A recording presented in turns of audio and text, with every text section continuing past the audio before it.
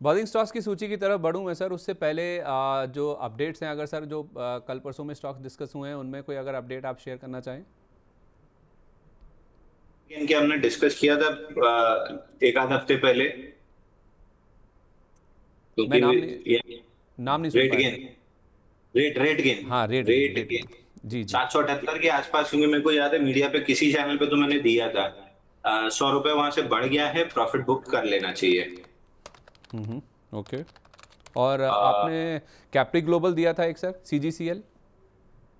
सीजीसीएल भी, हाँ 3 दिन से वहीं ऑलमोस्ट, आज थर्ड डे है, वहीं पे है।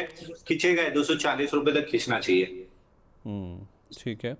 मन इंडस्ट्रीज देखिए सर, या मैन इंडस्ट्रीज जिसे हम कहते हैं।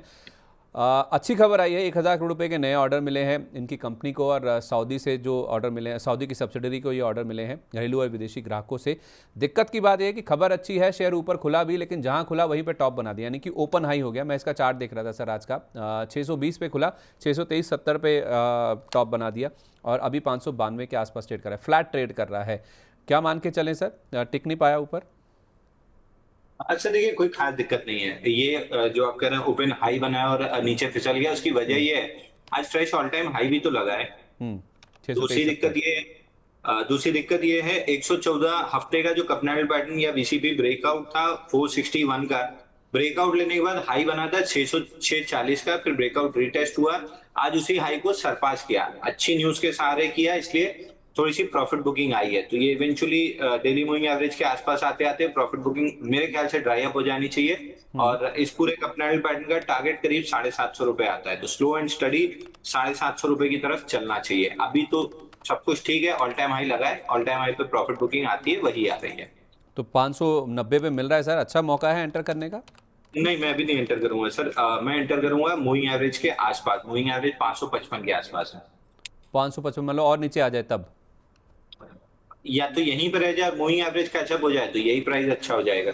ठीक है, परफेक्ट है, okay, point well taken sir. GIC री में क्या करना है सर? जीआईसी में पूरा ओएफएस भी प्ले आउट हो चुका है।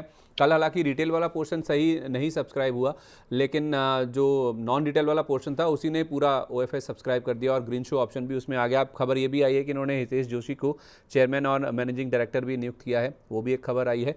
तो जीआईसी री में सब पूरा ये ओएफएस होने के बाद अब क्या व्यू बन रहा है? सर देखिए, 125 हफ्ते हो चुके हैं, स्टॉक नहीं चल रहा है। ऊपर से ये खराब न्यूज ओएफएस वाली, उसके बाद भी और गिरावट आ गई। मैं कंप्लीटली अवॉइड लिस्ट में डालूंगा, शायद नीचे ना जाए, क्योंकि हर क्वार्टर में पैसा कमा ही रहे हैं। तो वो वैल्यूएशन के हिसाब से अगर शेयर नहीं चला है तो हर क्वार्टर में पी या जो भी होता है वो घटता जाएगा, तो वैल्यूएशन आपको और अट्रैक्टिव दिखती जाएगी। तो शायद डाउनसाइड लिमिटेड रहे, बट अपसाइड भी नहीं दिख रही है, फ्लैट है काउंटर, अवॉइड करना चाहिए। ठीक है। HFCL, इस स्टॉक में क्या करें? बहुत अच्छा रन अप, फिर उसके बाद रिट्रेस हुआ, वापस बहुत अच्छा चल रहा है सर, 200% 6 महीने में स्टॉक चल चुका है। आज भी खबर आई है कि बहुत ही शानदार ऑर्डर मिला है इनको सर, 2,666 करोड़ रुपए का, भारत नेट फेज 3 के तहत RVNL से, एक प्रेस्टिजियस नाम है जिससे ये इनको ऑर्डर मिला है। आज फिर से देखिए 5% के आसपास की तेजी है, 200 रुपये का लेवल आ गया सर इसमें, 208 रुपये 98 पैसे का ऑल टाइम हाई है, उससे ज़्यादा दूर नहीं है। तो इन लेवल्स के आसपास क्या करना चाहिए? तो लगभग 8% ऑफ द मार्केट कैप का ऑर्डर मिला है, तो अपने आप में बड़ा ऑर्डर है। कुछ नहीं करना है, 189 का trailing stop loss closing basis पे लगा के शांति से होल्ड करे रहना है, और कुछ भी नहीं करना है, फ्रेश बाइंग तो नहीं करना है। ट्रेलिंग स्टॉप लॉस क्या बताया सर? 189 क्लोजिंग। 189 क्लोजिंग, ठीक है, परफेक्ट है, ओके। तो इस चीज़ को आप ज़रूर गांठ बांध दीजिए, 189 का ट्रेलिंग स्टॉप लॉस लगा के इसमें बने रहिए, जब तक चल रहा है चलने दीजिए। न्यू इंडिया एश्योरेंस सर, ये तो था ही था जहां पे वॉल्यूम अच्छे बन रहे हैं। आज कार्बोरंडम यूनिवर्सल, इसमें भी 0.75% का अप मूव है, काफ़ी दिनों के बाद चला है, 600% का वॉल्यूम राइज है। कुछ बड़ा इंडिकेशन हो रहा है क्या कार्बोरंडम यूनिवर्सल में? सर बहुत अच्छा तो नहीं लग रहा है, क्योंकि थर्ड अपडे है, वीकली चार्ट पे भी बड़ी बार है, और पूरी जो फॉल आई थी 37 हफ्ते में 55% की, जिसका लो बना था फरवरी 2025 में, फिर उसके बाद साइडवेज टू हल्का ड्रिफ्टिंग था, उसी को स्वीप करके वापस चला है। पूरी फॉल का रिट्रेसमेंट जो आता है 1206 पे आता है, आज वही लेवल से प्रॉफिट बुकिंग आ रही है। मैं अवॉइड करूंगा सर, मेरी लिस्ट में है ही नहीं है काउंटर। ठीक है। स्टार हेल्थ सर, पहले भी हमारी बातचीत हुई, आज 6% ऊपर है, 600% का वॉल्यूम राइज।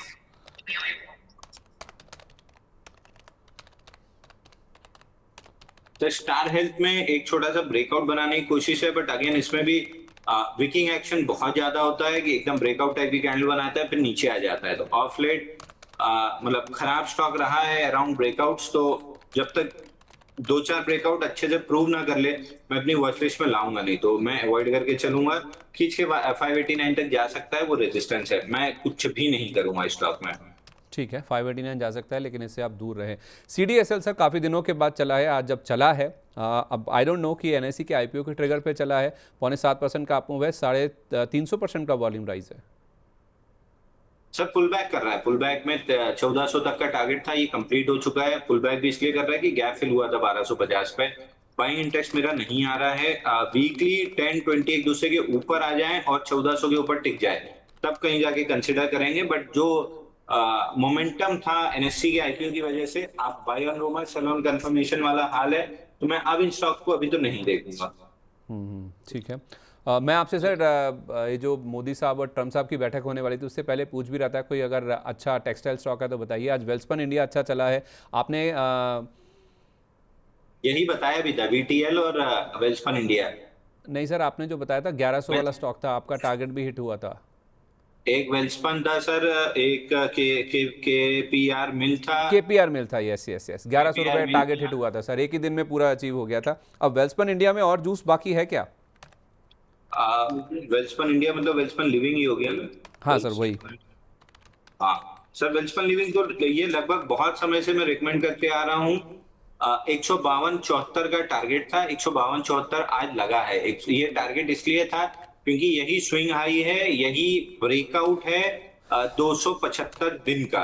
तो अब यहाँ से बस 153 के ऊपर टिक जाए, 178 रुपए निकल जाएगा। अगर इस राउंड में नहीं भी टिका, क्योंकि 3 बार 1 2 3 4 5 बार फेल कर चुका है, छठवां अटेम्प्ट है, तो मेरे ख्याल से इस बार निकल जाएगा। नहीं भी निकलता है तो ये बाय ऑन डिप्स वाला कैंडिडेट है। नेक्स्ट राउंड में निकला तो फिर नेक्स्ट राउंड में 178 का टारगेट नहीं रह जाएगा, फिर टारगेट आपका 210 रुपए का हो जाएगा। तो अगर इस राउंड में निकला तो 178, इस बार फेल किया, डिप में 136 आया और फिर निकाला तो फिर 210। तो मेरे हिसाब से मोर देन 80% चांस है कि इस बार निकाल लेंगे। एक बार ना JBM ऑटो का चार्ट दिखाइए। JBM ऑटो में एकाएक अभी एक स्पाइक देखने को मिला है या फिर एक अप मूव देखने को मिला है। दरअसल खबर ये आई है कि 750 करोड़ रुपए का इनको नया ऑर्डर हाथ लगा है, जिस वजह से हम देख रहे हैं कि स्टॉक में एक स्पाइक देखने को मिला है। आपकी तो अवॉइड लिस्ट में है सर, आपको चार्ट पैटर्न अच्छा नहीं लग रहा? नहीं, अवॉइड लिस्ट में नहीं है सर, अवॉइड लिस्ट में नहीं है, लेकिन हाँ अभी बाइंग ब्रेकआउट बना नहीं है। मैं 710 रुपए के ऊपर कंफर्टेबल रहूंगा इमीडिएट। आज मतलब ओलेक्ट्रा में ब्रेकआउट बन गया इसलिए हमने वो डिस्कस किया है। 710 अगर ये निकाल दे तो इसमें भी 764 का टारगेट खुलेगा। 764 परफेक्ट है। ओके, इसके अलावा जहाँ पे अच्छे वॉल्यूम्स के साथ आज बाइंग इंटरेस्ट दिख रहे हैं ना सर, उसमें एक रेडिको खैतान भी है, 4% का वॉल्यूम राइज है, 166% का वॉल्यूम राइज, इसमें कोई है और अप मूव की गुंजाइश? सॉरी एक बार स्टॉक का नाम रिपीट करिए। रेडिको खैतान सर, रेडिको खैतान। रेडिको में तो आज फिर ब्रेकआउट बना है सर, फिर से आज ब्रेकआउट बना है। और प्रीवियस का अपना हैंडल पैटर्न जो 3292 था उसका एक्सटेंशन 3700 पे था, वहीं पे कंसोलिडेट करके फिर ब्रेकआउट बना है। प्रोबेबली 3900 तक जा सकता है। हर कीमत पे 3500 का स्टॉप लॉस जरूर ले लीजिए। 3500 का स्टॉप लॉस और 3900 का टारगेट जी। तो यहाँ पे गुंजाइश है सर नया लेने की, या जिनके पास है बस वही होल्ड करें? नया नहीं लेंगे सर, ऑल टाइम हाई पे खड़ा है, अब यहाँ पे नया नहीं लेंगे। हाँ लेकिन ये सुबह लेने जैसा था, सुबह बिल्कुल लेने जैसा था। बट हाँ, सुबह 3627 के ब्रेकआउट पे ना आपका स्टॉप लॉस बहुत छोटा था, 3565। यहाँ पे अगर लेंगे तो वही 3565 का स्टॉप लॉस है, तो अब रिस्क रिवॉर्ड मैच नहीं करेगा। मोमेंटम चेस करना है आपको, थोड़ा सा रेकलेस टाइप के एग्रेसिव ट्रेडर हैं तो 3640 के स्टॉप लॉस से ट्राई कर लीजिए। मैं नहीं करता, मेरे को अपनी कैपिटल से बहुत प्यार है, मैं रेकलेस ट्रेड नहीं करता हूँ। नहीं करेंगे सर, कोई बात नहीं है, डॉक्टर ने पर्ची पे लिख के नहीं दिया है, नहीं करेंगे, आपने कह दिया नहीं तो नहीं, कोई ऐसी बात नहीं है। नीवा भूपाल लेकिन सर आप अवॉइड करने के लिए कह रहे हैं, 2-3 बार मेरी बात हुई, आप चलता जा रहा है, 87 भी पार हो गया, आज 3.5% ही ऊपर चला है, लेकिन 250% का वॉल्यूम राइज है। एक बार मुझे याद है सर आपने कहा था जब इसमें पैटर्न खराब नहीं होता या फिर स्ट्रक्चर नहीं बिगड़ा था, तब आपने कहा था कि 100 रुपये जा सकता है। उसके बाद आपने 2-3 बार मुझे अवॉइड के लिए बोला, लेकिन स्टॉक धीरे धीरे ही सही लेकिन चल रहा है सर। सर स्टॉक में दिक्कत ये है कि जब भी मूव देता है ऊपर से विक बना के नीचे आ जाता है, तो अब आपका या तो स्टॉप लॉस कट जाता है, और अगर नहीं लगाते हैं तो पड़े पड़े धीरे धीरे वापस ऊपर आ जाता है। तो फिलहाल के लिए 95 लेवल अप्रोच कर सकता है।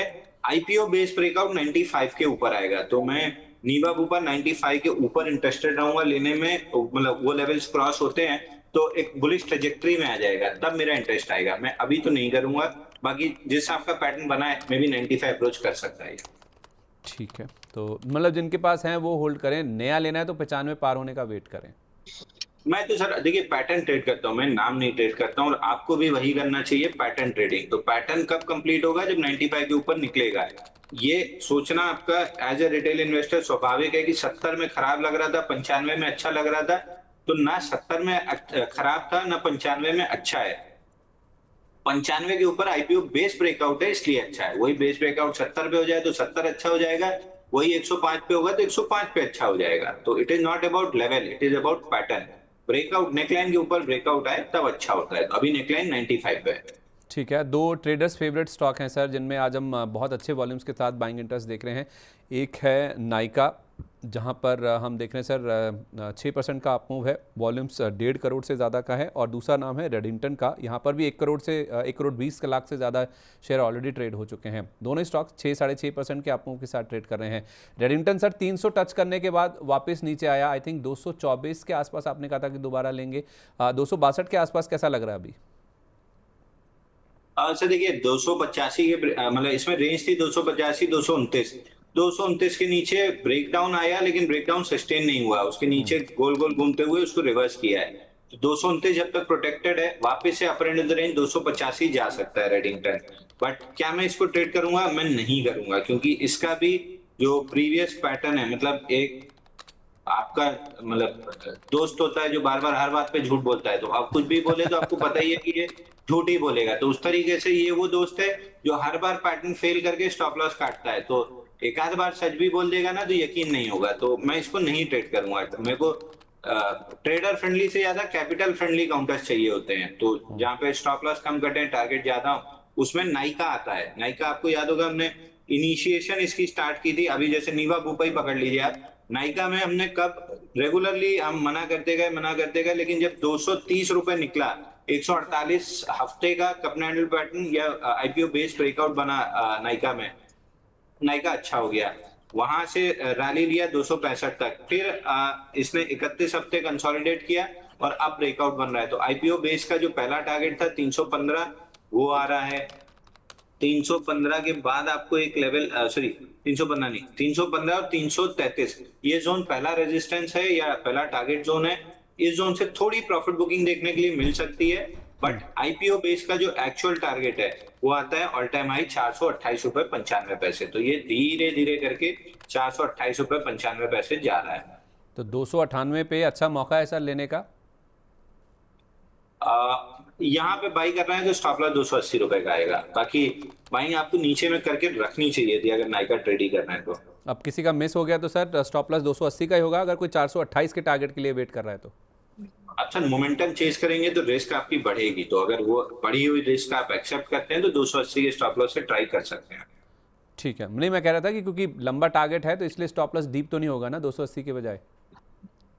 देखिए बाजार है, होने वो कुछ भी हो सकता है। आप किस पॉइंट पे एंट्री कर रहे हैं उस पर डिपेंड करता है। अगर लोएस्ट रिस्क पे ब्रेकआउट के बाद एंट्री कर रहे हैं तो अलग आपकी रिस्क है। अब यहाँ पे मतलब अगर आइडियली जो आपका सवाल है नहीं है तो क्या करना है, तो वहां पे जवाब not one size fit to all है। अगर एग्रेसिव ट्रेडर है 280 के स्टॉप लॉस से बाई कर लीजिए। अगर सेफ साइड ट्रेड करते हैं तो आप स्टॉप लॉस थोड़ा सा डीप 260 रुपए का कर लीजिए। तो दोनों केस में स्टॉप लॉस आपकी नेचर के हिसाब से डिसाइड होगा। बाकी मेरे को लग तो रहा है धीरे धीरे करके 428 आ जाएगा। ठीक है, परफेक्ट है। मैं स्टॉप लॉस को लेकर थोड़ा सा आपसे पूछना चाह रहा था। अच्छा, 2 ब्लॉक डील्स हुई थी सर कल डोम्स में। डोम्स हमने पहले भी डिस्कस किया था, और दूसरा है करोना रेमेडीज़। दोनों की डिटेल्स आपके सामने चलते हुए दिख जाएंगे। और आज तीसरा नाम है एंथम बायो का, जिसमें आज ब्लॉक डील हुई है। इन तीनों ब्लॉक डील्स के बाद सर इन तीनों स्टॉक्स पर, करोना रेमेडीज़, डोम्स इंडस्ट्रीज़ और एंथम बायो में क्या करना है? सर एंथम बायो तो मैंने रेगुलरली कई बार यहाँ पे बाई दिया हुआ भी है। अभी भी मेरे को 873 रुपए जाते हुए दिख रहा है। बल्कि अभी 1-2 दिन पहले मीडिया प्लेटफॉर्म पे दिया था, आज ही टारगेट भी हुआ है एंथम का। एक मिनट चेक करूं।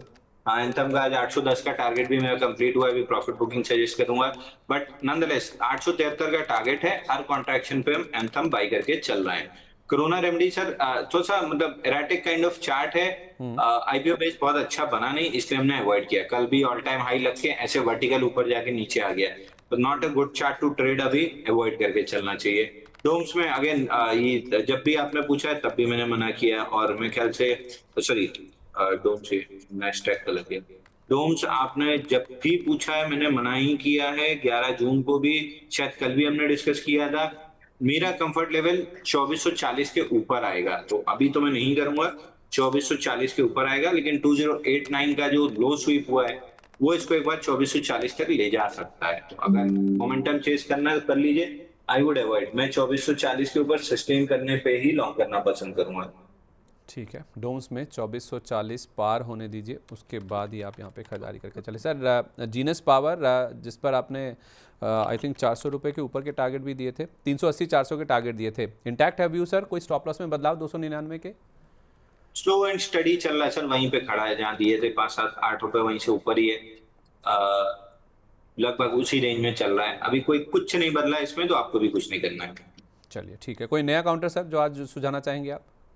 एक अभी सर थोड़ा ई पैक प्री फैब दिया था, ई पैक प्री फैब 255-56 के आसपास कहीं दिया था, 263 का रेजिस्टेंस टच करके 62 का रेजिस्टेंस टच किया है 63 का, और वहीं पे अटक रहा है। इवेंचुअली जैसे निकालेगा 280 रुपए आ जाएगा, तो ये स्टॉक अभी बाई दिया है, ये स्टॉक अच्छा लग रहा है। तो इसमें स्टॉप लॉस क्या होगा अगर कोई सर नया ले सके यहाँ पे 260 के आसपास? सर स्टॉप लॉस 246 का रख लीजिए, आज का लो बहुत इंपॉर्टेंट है 247, तो उसमें 1 रुपए बफर देके 246 या 45 का लगा लीजिए, और 280 का टारगेट ले लीजिए। 280 का टारगेट, 246 रुपये का स्टॉप लॉस है। ई पैक प्री फैब ये स्टॉक है जिसमें आप खरीदारी करके चल सकते हैं। 260 रुपये के आसपास का प्राइस है, 20 रुपये की अपसाइड है, यानी कि पाने के लिए आपके पास 20 रुपये हैं, और खोने के लिए आप देखेंगे यहाँ पर तो 14 रुपये के आसपास बनते हैं।